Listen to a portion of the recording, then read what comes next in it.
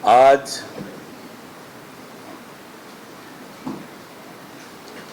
Cabinet की महत्वपूर्ण बैठक मुख्यमंत्री आदरणीय विष्णुदेव साय जी की अध्यक्षता में आहूत की गई और अनेक ऐतिहासिक और महत्वपूर्ण निर्णय आज की बैठक में लिए गए हैं, जिनमें से यूनिफॉर्म सिविल कोड लागू करने के संबंध में कोड के प्रारूप तैयार करने के लिए सेवानिवृत्त न्यायाधीश रंजना प्रकाश देसाई की अध्यक्षता में एक समिति का गठन करने का निर्णय लिया गया तथा समिति के सदस्यों के मनोनयन के लिए माननीय मुख्यमंत्री जी को अधिकृत किया गया। छत्तीसगढ़ में वर्तमान में विवाह, तलाक, उत्तराधिकार, दत्तक ग्रहण, भरण पोषण एवं पारिवारिक मामलों से संबंधित विवादों में विभिन्न धर्मों के अनुसार अलग अलग पर्सनल लॉ लागू है। भारतीय संविधान के अनुच्छेद 44 के तहत राज्य को सभी नागरिकों के लिए समान नागरिक संहिता लागू करने का निर्देश दिया गया है।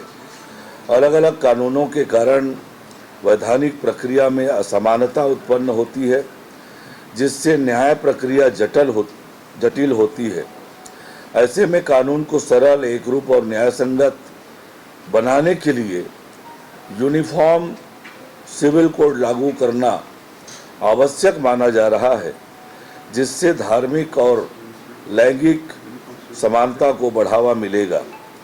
इसी दिशा में छत्तीसगढ़ में एक उच्च स्तरीय समिति गठित करने का निर्णय लिया गया है, जो राज्य के नागरिकों, संगठनों एवं विशेषज्ञों से व्यापक सुझाव लेकर यूनिफॉर्म सिविल कोड का प्रारूप तैयार करेगी।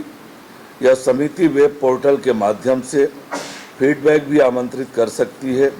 समिति के सिफारिशों के आधार पर तैयार प्रारूप को विधि सम्मत प्रक्रिया के तहत मंत्री परिषद से अनुमोदन के बाद विधानसभा में प्रस्तुत किया जाएगा, जिससे राज्य में एक समान एवं पारदर्शी नागरिक कानून व्यवस्था लागू हो सके।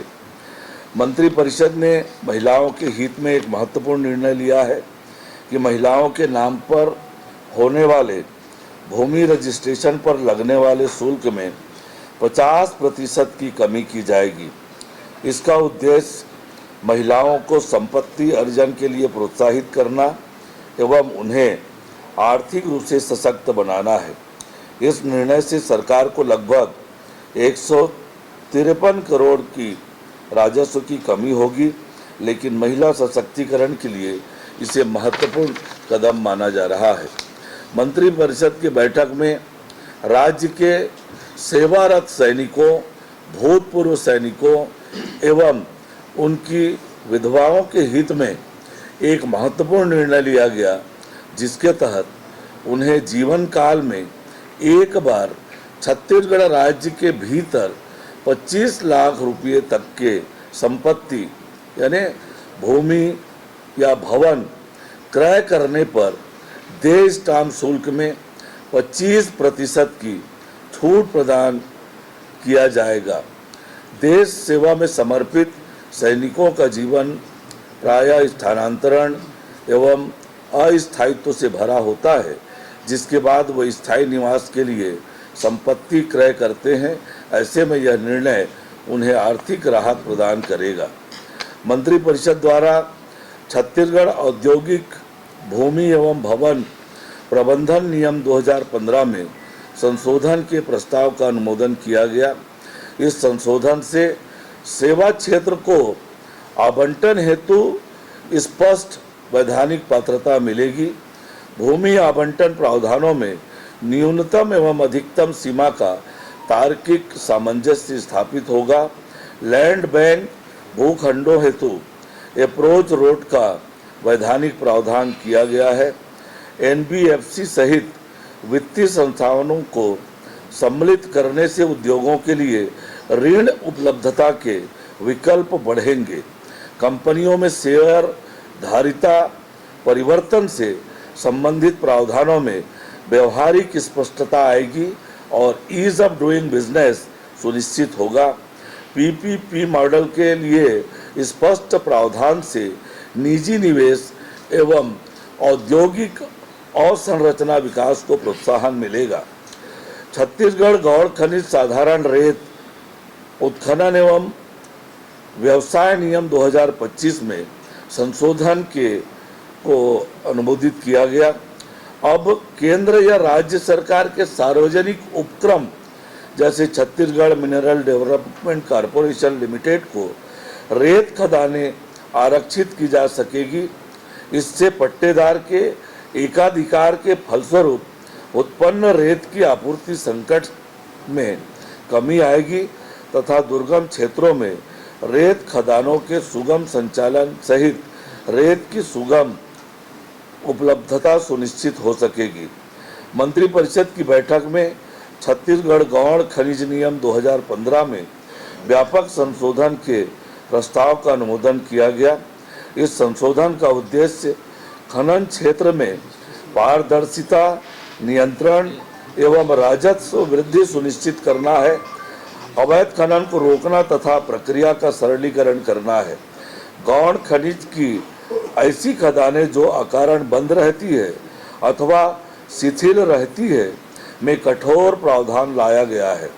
अब इन खदानों के अनिवार्य भाटक दर में 30 वर्षों के बाद वृद्धि की गई है।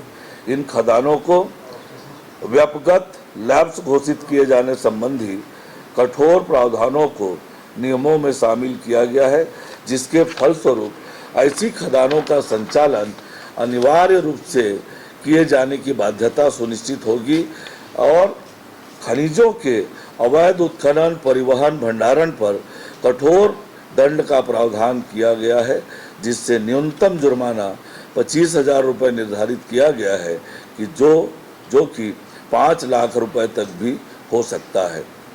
अवैध परिवहन के मामलों में सुपुर्दगी दिए जाने हेतु जमानत राशि का भी निर्धारण किया गया है। ईज ऑफ डूइंग बिजनेस के तहत रॉयल्टी चुकता प्रमाण पत्र संबंधी प्रावधान को पूरे प्रदेश में एक समान लागू किया जा रहा है।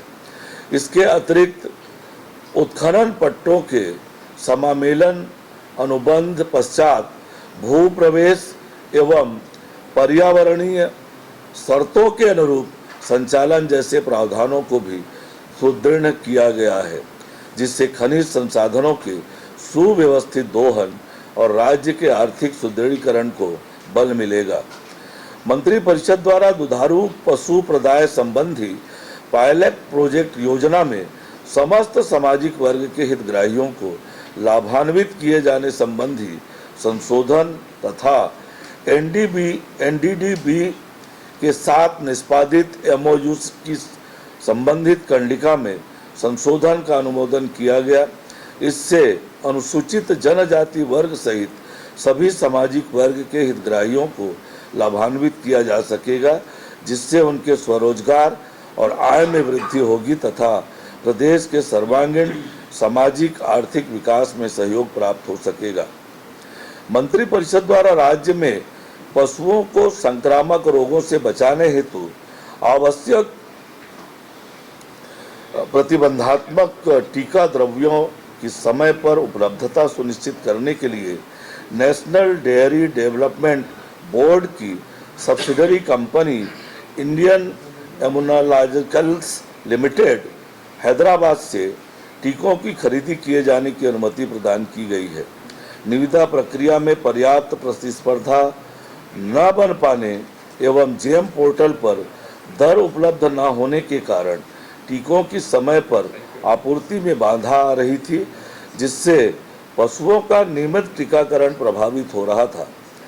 निर्णय के अनुसार वित्तीय वर्ष 2026-27 में जनवरी 27 तक आवश्यक टीका द्रव्यों का क्रय उक्त एजेंसी से किया जाएगा, जिससे पशुओं में रोगों की रोकथाम, मृत्यु दर में कमी, पशुपालकों को आर्थिक सुरक्षा तथा दुग्ध, अंडा, मांस उत्पादन में वृद्धि सुनिश्चित हो सकेगी।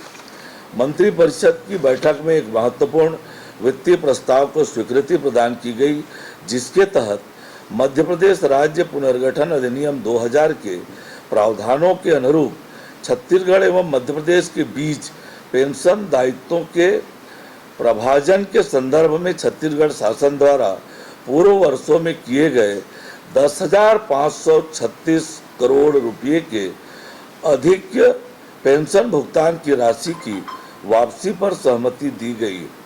बैंकों द्वारा पूर्व में हुए त्रुटिपूर्ण लेखांकन के कारण यह अतिरिक्त भुगतान हुआ था, जिसका पुनर्मिलान एवं सत्यापन संयुक्त दल द्वारा किया गया है।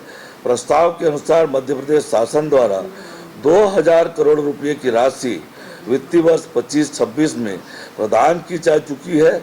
शेष 8,536 करोड़ की राशि आगामी 6 वार्षिक किस्तों में दी जाएगी। मंत्रिपरिषद ने इस व्यवस्था को स्वीकार करते हुए वित्त विभाग को आवश्यक कार्यवाही के लिए अधिकृत किया गया है। इसके अलावा आगामी खरीफ सीजन हेतु उर्वरक की व्यवस्था तथा राज्य में एलपीजी गैस की उपलब्धता की स्थिति की भी समीक्षा मंत्रिपरिषद की बैठक में किया गया।